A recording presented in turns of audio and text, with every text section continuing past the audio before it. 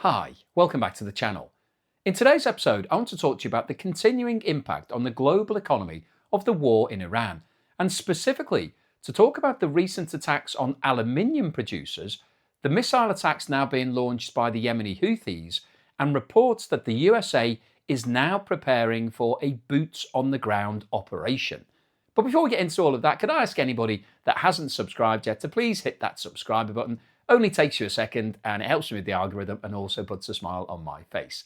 Now, in terms of the impact of the war in Iran, this is no longer contained to just oil, and it's no longer contained to just gas. It's spreading into lots of other different areas: industrial metals, global shipping routes, and potentially into much more serious phase involving ground forces. And all of that has major implications for the global economy in terms of inflation, interest rates, and overall growth for the rest of this year. So let's start off with the story about aluminium, because this is a really important development that hasn't had a huge amount of coverage yet. It's been reported that aluminium producers in the Gulf have now been hit by missile strikes, multiple different producers in different countries, Bahrain being one of them. And this matters more than people realise, because aluminium is one of the most widely used materials in the world. If you think about it, it's used in cars, planes, trains, packaging, construction, power infrastructure, electronics, pretty much every part of the modern society. If you drive a car, that's definitely made of aluminium. If you fly in a plane, also made of aluminium. If you drink from a can, guess what? It's made from aluminium.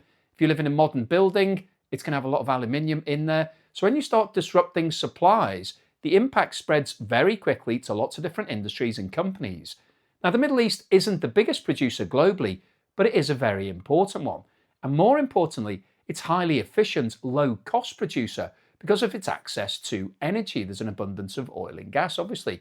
So if production there is disrupted, you can't just easily replace that supply overnight.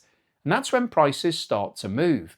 And once prices move, that feeds into manufacturing costs, construction costs, packaging costs, and ultimately consumer prices.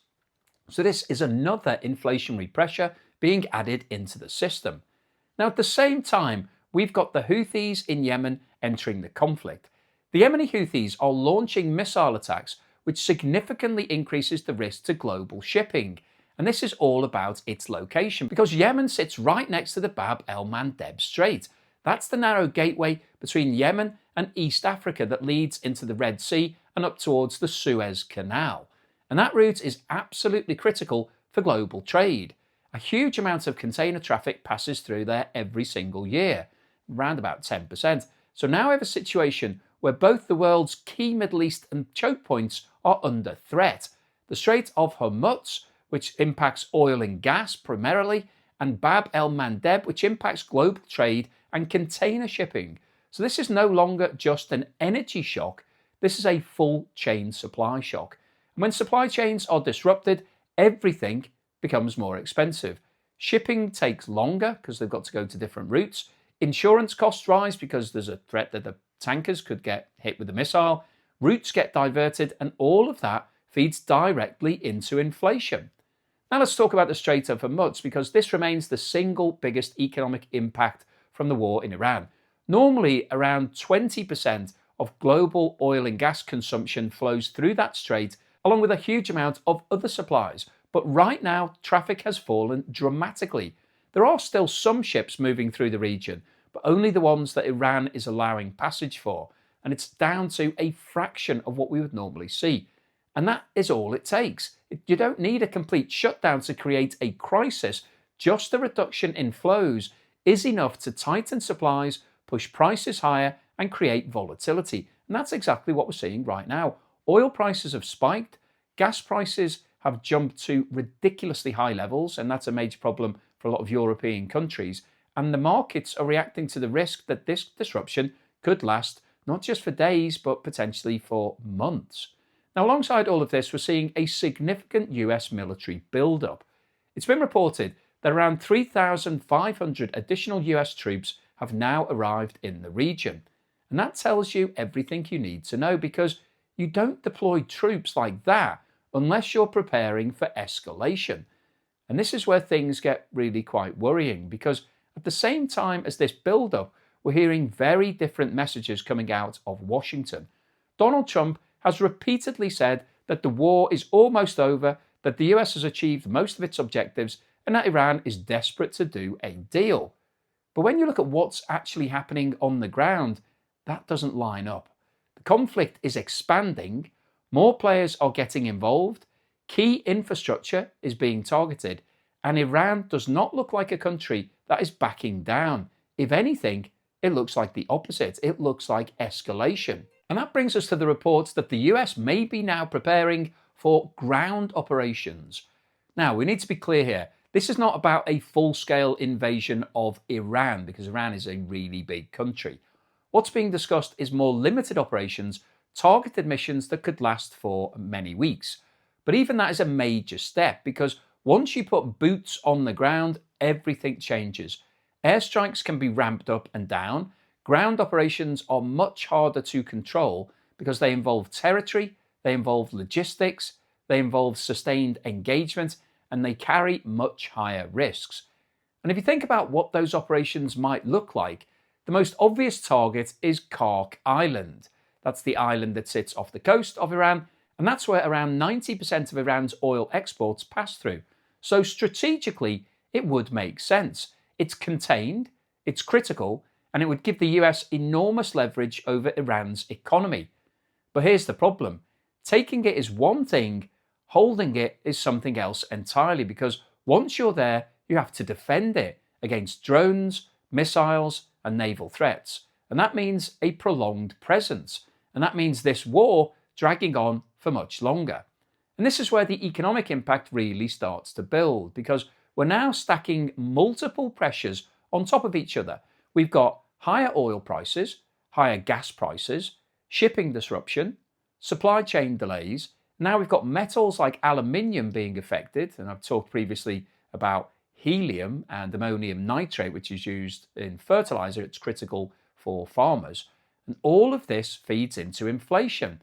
And inflation is the key issue here. I know a lot of people think inflation is a boring topic, but actually it's really important for the global economy, because central banks were hoping to start cutting interest rates this year. That's what everybody was expecting, that we would see 2 or 3 or maybe even more cuts to try to encourage growth, because when you cut rates, it encourages people to borrow more, therefore they have more cash, they spend it, and so it increases spending and demand, and so it expands the economy. So everybody was hoping that inflation was now under control after a couple of years where it was much higher.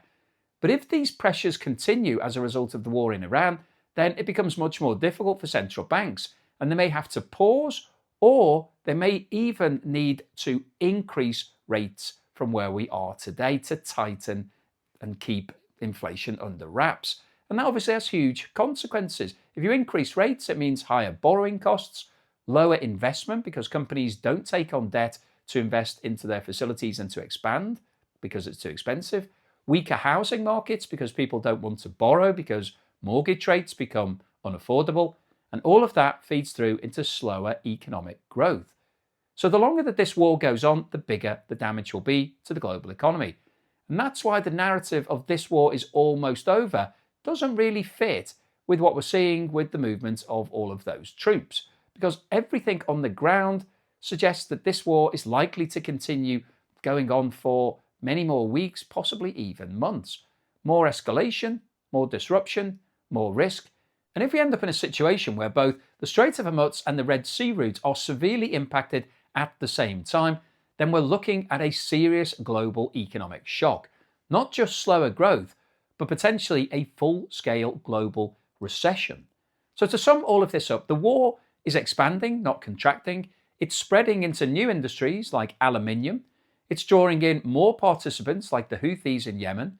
It's continuing to disrupt critical global shipping routes. And there are now credible signs that it could move into a more serious phase involving ground operations. So from an economic perspective, this is deeply concerning, because every extra week of this conflict increases the risk of higher inflation, tighter monetary policy, and weaker global growth. So I'll keep you posted on any further news and developments on this and related stories. Hopefully you found today's video useful, informative, and most importantly, thought-provoking, trying to get you thinking about things in different ways. If you've liked what I've said, or maybe you didn't like it, but you thought it was interesting, then please give me a thumbs up. Please subscribe to the channel if you haven't done so already. Don't forget, I'm currently running my competition where you can win my property or a cash alternative prize. So scan the QR code on the screen now, or click the link in the description below if you'd like to get involved in that. It's another way of funding the channel, and hopefully you'll find it a bit of fun to be involved. Thank you also to everyone that supported me in other ways. If you've bought me a coffee, or sent me a YouTube super thanks, or signed up as a patron or a member, thank you so much for that support. Really do appreciate it. It helps to keep me motivated and making more videos. And here's something to put a smile on your face.